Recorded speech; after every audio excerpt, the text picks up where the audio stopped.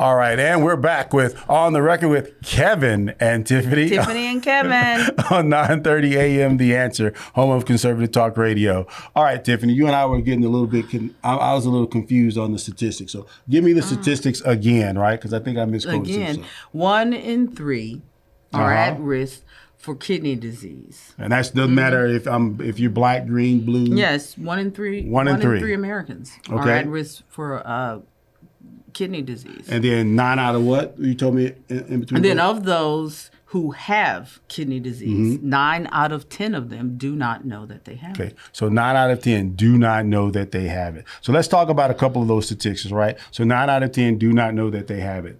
And we know what are the two causes. And that ties back to the systemic issue that we're talking about, which is communication of the disease to patients, because often you just hear, "Oh, you're doing fine," and stages 1 and 2 are not considered to be something that has to be told to the patient. So medical professionals just don't. Well, let's draw back, right? Because the literature does show that the two biggest causes of chronic kidney disease, right? We're not talking rare kidney disease. That's a different story. Just chronic kidney disease. The two biggest causes are hypertension and diabetes. And really, it'd be reversed. Diabetes is number 1. Hypertension is number 2. Yeah, indeed. And we all know grandma who have it, right? We know we all have different relatives who have it. And in Bexar County, the biggest impacted areas of diabetes are everyone south of downtown. Those are statistics. You can go look those up. You can draw a line across that. You can see the heat map, right? Yeah. And those are the places biggest hit by it, right?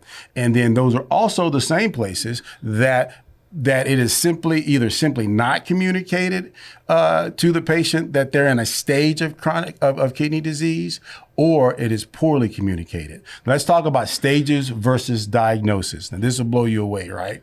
Okay, so stages are simply a degree in which you have a different degree of damage to your kidneys. Your kidneys the functioning is going down, right? And they measure that by EGFR, which is how well your kidneys filter, how well your kidneys are doing what they're supposed to do. And then there's the other one, so that's the function, and then the damage, right, is, you're going to have to help me with this word because I always say it wrong, right, is measured by albumin to creatinine ratio. That's a number. Right. I said it right this time, right? So that causes that measures the damage, right? Now, we're not doctors, so we're not doctors. We don't want to get into the weeds of this. But those are two important things that are publicly out there, because they want you to know those two numbers so you can assess for yourself what the damage is to your kidneys. And so you how can go many back. people know those two numbers? How many of you even knew what that was? But the annoying part to me, Tiffany, is the onus is put back on the patient, the consumer. That's right. The patient is going in to find out from the medical professional, hey, what's going on with me?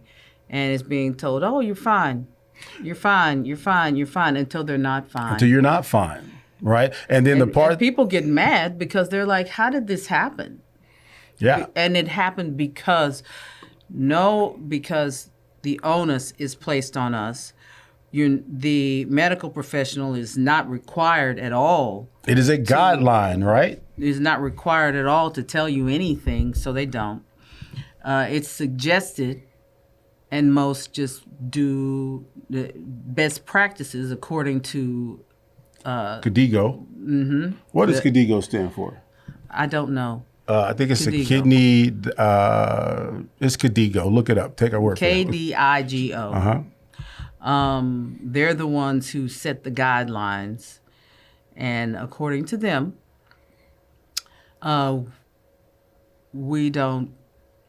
they don't have to actually diagnose until stage 3. Let's talk about that, right? They just monitor. But there are people They just monitor, but they don't.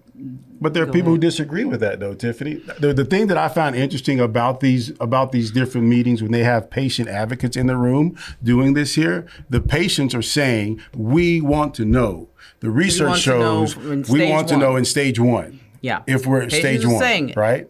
At a minimum, stage 1, right? And most definitely, you should know if you have diabetes or hypertension. You should know if you're in a stage of kidney disease. You should know, right? Because you're diagnosed normally at about at stage 3, if you've maintained the requirements for stage 3 for up to 3 months, right? If you retain all the diagnostic requirements for up to 3 months, you're diagnosed with chronic kidney disease, right? And most people aren't aware of that. You're not aware of the distinction. Yep. Why would patients know that? Exactly. They wouldn't know that. But they have to know it because. But you know, and this is why we always say that in this scenario with kidney disease, we've got all of these medical professionals that we revere and that we give the benefit of the doubt. You know, we give a lot of reverence and deference to, and yet there's no accountability there. Yeah. They have the accountability of a 4-year-old. They don't have to tell us anything. We got to figure it all out. We got to show up and know what our numbers are and understand what the numbers are, understand their language. If you don't, you're just, ignorant and non-compliant. Yeah. Those are the tropes that are used. Ignorant, non-compliant, just doesn't care about their health. And often it's the communication. It's the fact that nobody is telling you that you're in stage 1. And hey, by the way, this can be reversed by doing X. Or this can be slowed down by doing X. This can be, we have a series of drugs. They're expensive. This is what they are. But let's talk. Here's your options. Let me give you your options and then let you choose. All right, so let's go at a couple of things, right? That's not being done. It's not being done. And I haven't seen anyone from any of the national programs really talking this bluntly about it, to be honest with you.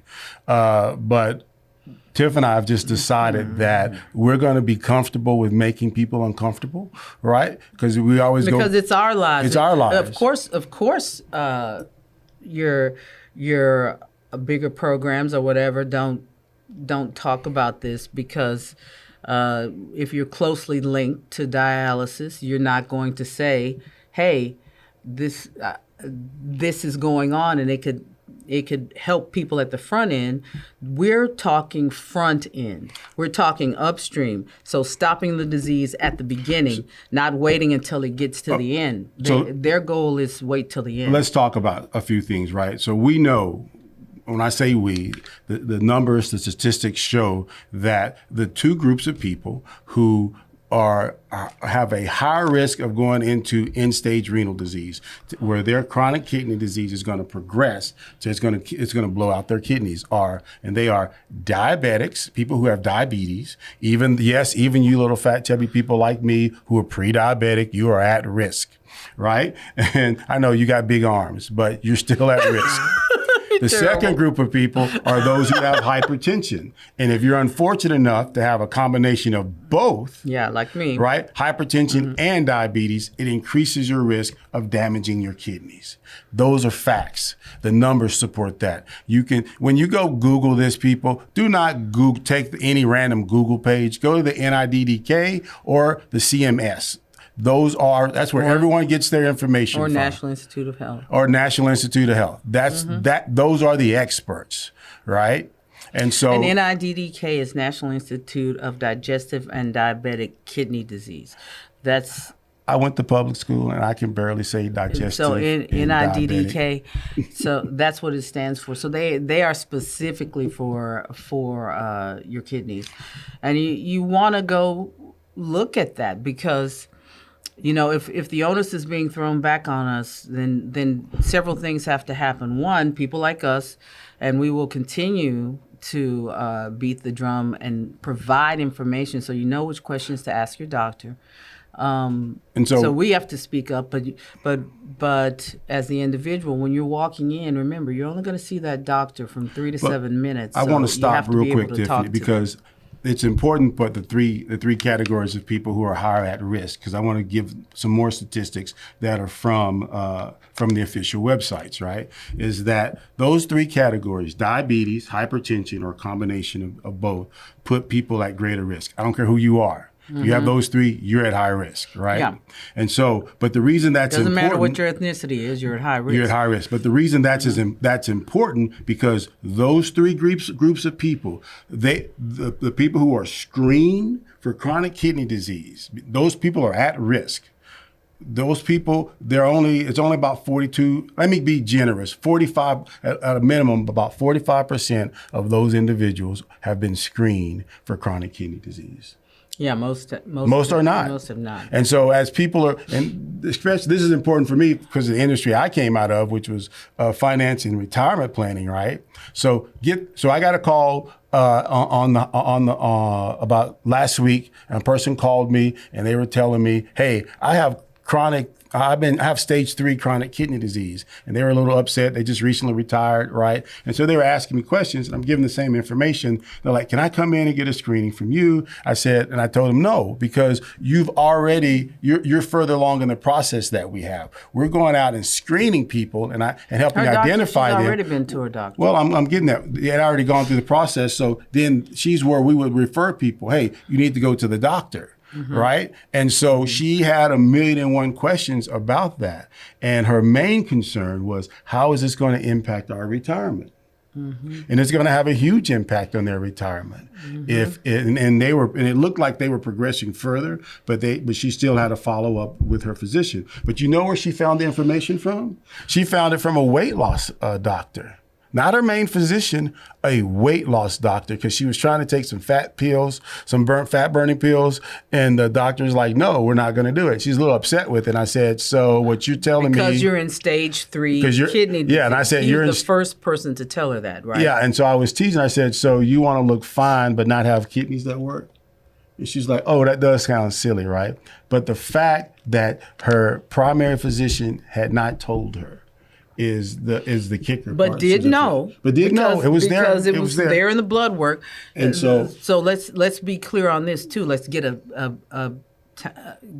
people to realize that when we say that this is in your blood work, that you're in stages 1 and 2, it takes years for chronic kidney disease to progress to stage 3. So this lady and millions of other Americans, our